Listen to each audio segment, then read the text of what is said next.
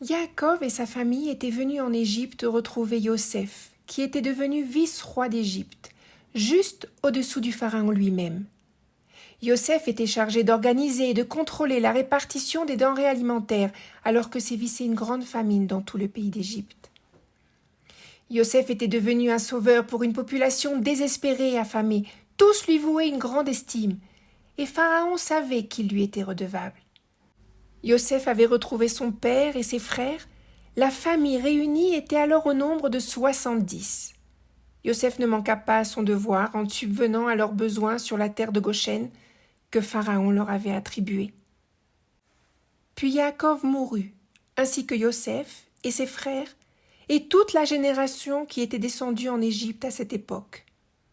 Avec le temps, les enfants d'Israël avaient considérablement fructifié. Ils étaient devenus puissants et remplissaient l'Égypte. Alors ce fut en ce temps-là qu'un nouveau roi fut appelé à gouverner sur l'Égypte. Lui ne connaissait pas Yosef et ne se souvenait pas comment il avait sauvé le pays à l'époque difficile de la famine. Il considéra le peuple des enfants d'Israël et fut effrayé par leur nombre. Il décida alors de mettre en garde son propre peuple, afin que celui-ci durcisse son attitude envers les enfants de Yaakov. « Utilisons la ruse à leur égard, de peur qu'ils ne s'accroissent encore, et dans le cas où surviendrait une guerre, ils risqueraient de se joindre à nos ennemis pour nous combattre, et quitteraient le pays. » Les Égyptiens décidèrent alors de les asservir. Ainsi, Pharaon les affecta à la construction de villes d'approvisionnement, Pithom et Ramsès. Mais plus les Égyptiens les affligeaient, plus les enfants d'Israël se multipliaient et augmentaient en nombre. Démoralisés, les Égyptiens devenaient encore plus durs avec eux, essayant de rendre leur vie pénible par de rudes travaux. Alors Pharaon s'adressa aux sages-femmes du peuple hébreu, Shifra et Poua, et leur demanda de faire périr tous les garçons qui devaient naître. Seules les filles étaient autorisées à vivre. Or, les sages-femmes craignaient Dieu et décidèrent de ne pas suivre les ordres du roi. Devant la colère du pharaon, les sages-femmes firent prévaloir l'habileté des femmes hébreux. Elles donnaient naissance si rapidement qu'elles n'avaient pas besoin de leur aide. Furieux, le pharaon donna un ordre à tout son peuple. Tous les nouveau-nés mâles, jetez-les dans le fleuve, et toutes les filles, laissez-les vivre. À cette époque, un homme de la famille de Lévi s'unit à sa femme, elle aussi descendante de Lévi. Cette femme conçut et enfanta un fils qu'elle cacha pendant 3 mois. Mais comme elle ne pouvait pas le garder ainsi plus longtemps, elle prépara un berceau en osier suffisamment étanche pour y mettre son enfant, et elle le déposa sur la rive du fleuve. La sœur de l'enfant resta à proximité pour voir ce qu'il adviendrait de lui. La fille de Pharaon venait de descendre dans le fleuve pour se baigner. Elle aperçut alors le berceau au milieu des roseaux. Elle l'ouvrit, vit l'enfant qui pleurait, et elle eut pitié de lui. Elle comprit qu'il s'agissait sûrement d'un enfant hébreu. La sœur du bébé proposa alors d'aller chercher une nourrice de son peuple afin d'allaiter le garçon et de le sauver. La jeune fille ramena sa mère, la mère de l'enfant. La fille du pharaon lui ordonna de nourrir cet enfant pour elle et qu'elle serait récompensée pour ça. Quand l'enfant fut assez grand, la nourrice le remit à la princesse et celui-ci devint son fils. Elle l'appela Moshe parce qu'elle l'avait tiré des eaux. Moshe grandissait et commença à se rendre compte de l'oppression dans laquelle vivait son peuple. Un jour, il vit un Égyptien qui battait un Hébreu. Se croyant seul, il décida de frapper l'Égyptien, le mit à mort et l'enterra. Le lendemain, il vit 2 Hébreux se disputer. Prenant à partie le responsable, il lui demanda « Pourquoi frappes-tu ton semblable ?» Celui-ci se défendit et lui dit « Qui t'a placé comme notable, prince et juge sur nous ? Est-ce pour me tuer que tu parles, comme tu as tué l'Égyptien ?» Moshe comprit qu'il avait été surpris alors qu'il avait frappé l'Égyptien. Pharaon apprit également la chose et voulut le faire mourir. Moshe prit peur et s'enfuit dans le pays de Midian. Arrivé à Midian, Moshe s'assit près d'un puits. C'est là que les filles du prêtre de Midian vinrent puiser de l'eau pour les brebis de leur père. Arrivèrent alors les autres bergers qui les en chassèrent. Mais Moshe se leva, prit leur défense et abreuva leur bétail. Lorsqu'elles rentrèrent chez leur père et lui rapportèrent l'événement, celui-ci leur demanda d'aller chercher l'homme afin de lui donner à manger et de l'accueillir convenablement. Moshe demeura chez cet homme et épousa une de ses filles, Tsippora. Celle-ci lui enfanta un fils qu'il appela Gershom, car il dit « Je suis guère, émigré sur une terre étrangère. » Pendant ce temps, le roi d'Égypte mourut, et les enfants d'Israël gémissaient plus encore. Ils ne pouvaient plus endurer leur terrible souffrance. Ils se lamentèrent, et Dieu entendit leurs supplications. Il se souvint de l'alliance qu'il avait faite avec Abraham, Yitzhak et Yaakov, et se tourna vers eux.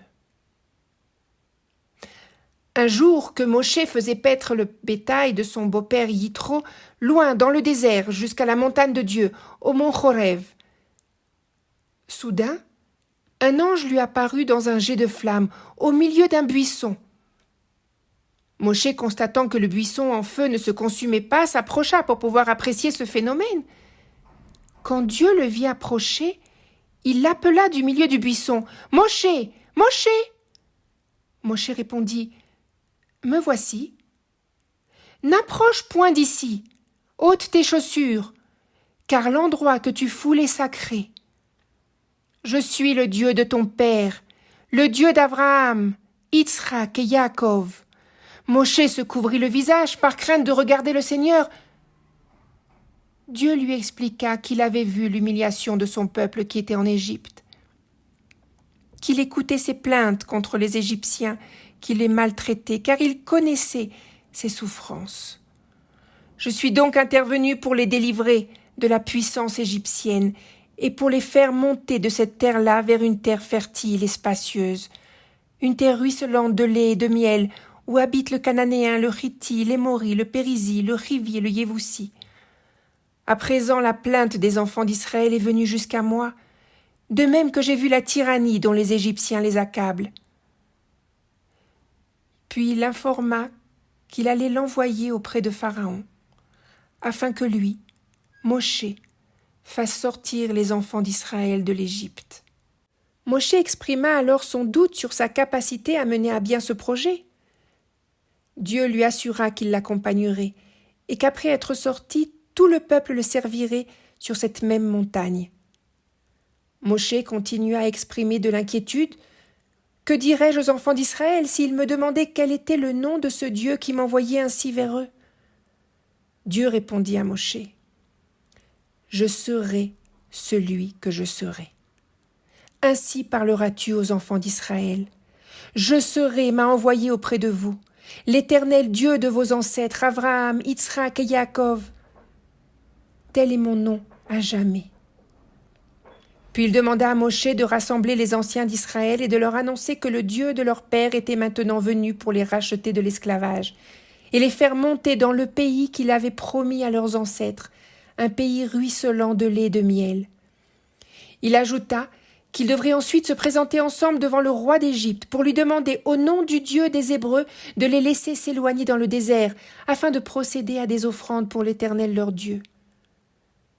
Mais Dieu informa Moshe qu'il savait que le roi ne le laisserait pas s'éloigner ainsi, et que seule la main puissante de Dieu qui terrasserait l'Égypte par des miracles ferait plier sa volonté, et uniquement après cela le Pharaon les laisserait partir riches d'or et d'argent. Comme Moshe continuait à manifester ses craintes de ne pouvoir convaincre personne, Dieu lui demanda de jeter à terre le bâton qu'il tenait dans la main. Moshe s'exécuta, et aussitôt celui-ci se transforma en serpent. Moshe prit peur, mais Dieu lui demanda d'avancer sa main et d'en saisir la queue. le serpent se transforma de nouveau en bâton dans sa main. Puis Dieu ordonna à Moshe de mettre sa main sur sa poitrine. Quand il la retira, il la vit lépreuse et blanche comme la neige. Dieu lui demanda de la replacer de nouveau sur sa poitrine, mais cette fois-ci, quand il la retira, elle était redevenue normale. Ces deux signes devaient servir de preuve devant les enfants d'Israël, que lui, Moshe, était bien envoyé par Dieu. Ainsi tous l'écouteraient et le croiraient. Puis il ajouta que si ces signes ne suffisaient pas, il devrait alors prendre de l'eau du fleuve dans ses mains et la verser sur la terre ferme où elle se transformerait en sang.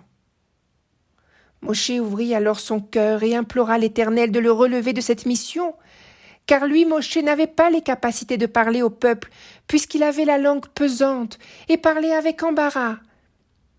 Dieu lui rappela que cela il le savait, car c'est lui qui l'avait fait ainsi, que de la même manière il y remédierait en étant avec sa bouche, et qu'il lui inspirerait ce qu'il devra dire.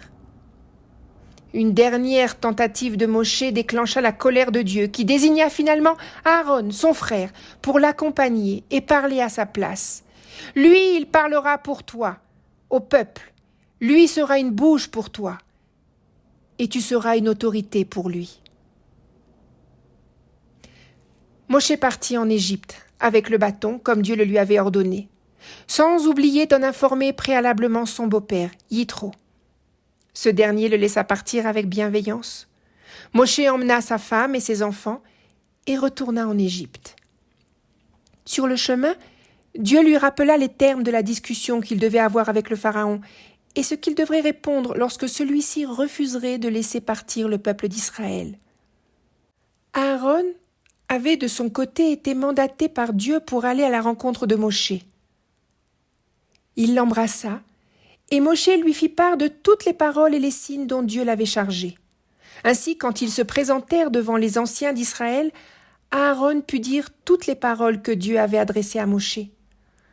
À la vue des signes miraculeux, le peuple eut foi dans les paroles de Aaron et comprit que Dieu s'était souvenu d'eux et se préparait à les sauver. Puis les deux frères, Moshe et Aaron, partirent trouver le Pharaon et lui dirent: « Ainsi a parlé l'Éternel, Dieu d'Israël, laisse partir mon peuple pour qu'il célèbre mon culte dans le désert. » Comme Dieu le lui avait annoncé, Pharaon refusa, en disant qu'il n'avait jamais entendu parler de ce Dieu et que donc il ne renverrait pas Israël. Néanmoins, les frères continuèrent de parler et lui expliquèrent que le Dieu des Hébreux s'était révélé à eux et que le peuple voulait s'éloigner dans le désert afin de lui offrir des sacrifices. Mais le Pharaon s'opposa, prétendant que la perte serait trop importante si le travail était interrompu. Il donna alors l'ordre à ses gardiens d'alourdir leur fardeau et de ne plus fournir au peuple la paille qui leur servait à la fabrication des briques. Dès à présent, ce serait à eux de se déplacer pour faire leur provision de paille, tout en continuant à fabriquer la même quantité de briques, car seule l'oisiveté pouvait expliquer de telles revendications. S'ils avaient le temps de penser à autre chose, ils devaient forcément avoir trop de loisirs. Les gardiens égyptiens se mirent à l'œuvre et commencèrent à harceler le peuple d'Israël. Ces derniers étaient incapables de faire face à une tâche aussi difficile. Certains chefs parmi le peuple d'Israël s'approchèrent de Pharaon dans l'espoir de le faire changer d'avis, mais celui-ci refusa. Ils se retournèrent alors vers Moshe et Aaron pour leur reprocher d'avoir aggravé leur sort au lieu de les aider. Moshe s'adressa à Dieu. « Mon Dieu, pourquoi as-tu laissé faire du mal à ce peuple ? Pourquoi m'avais-tu donc envoyé ? Depuis que je suis allé chez Pharaon pour parler en ton nom, il a fait du mal à ce peuple, et tu n'as pas sauvé ton peuple. » Dieu lui assura qu'il verrait maintenant sa main puissante s'abattre sur le Pharaon. Alors, seulement celui-ci les chasserait de son pays.